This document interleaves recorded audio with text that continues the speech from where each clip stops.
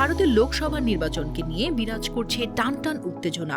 ইতিমধ্যেই মুম্বাইতে ভোট কেন্দ্রে উপস্থিত হয়ে একাধিক বলিউড তারকা ভোট দিয়েছেন। সাধারণ মানুষের সঙ্গে তারকারাও এই ভোট উৎসবে মেতে উঠেছেন। সেই তালিকার সবার আগে রয়েছেন শাহরুখ খানের নাম।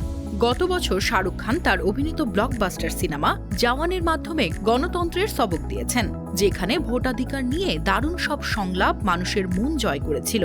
শুধু সিনেমাই নয়, বাস্তবেও তেমন। 20 মে মুম্বাইতে চলছে লোকসভা নির্বাচনের ভোট গ্রহণ।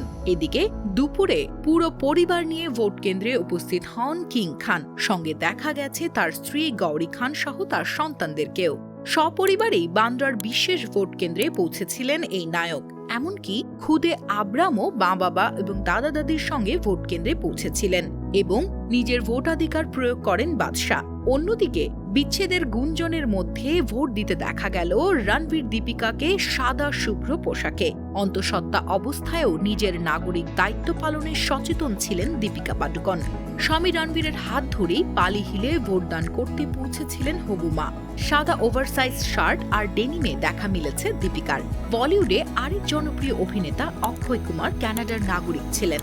ভারতের চলতি লোকসভা নির্বাচনের 5ম দফায় জীবনের প্রথম ভোট দিলেন এই নায়ক। এছাড়াও দিনভর জমিয়ে ভোট দিলেন রণবীর সিং, বরুণ ধাওয়ান, জাহ্নবী কাপুর, করিনা সাইফ, ধর্মেন্দ্র, সালমান খানের বাবা সেলিম খানকেও দেখা গেল নির্বাচনে শামিল হতে।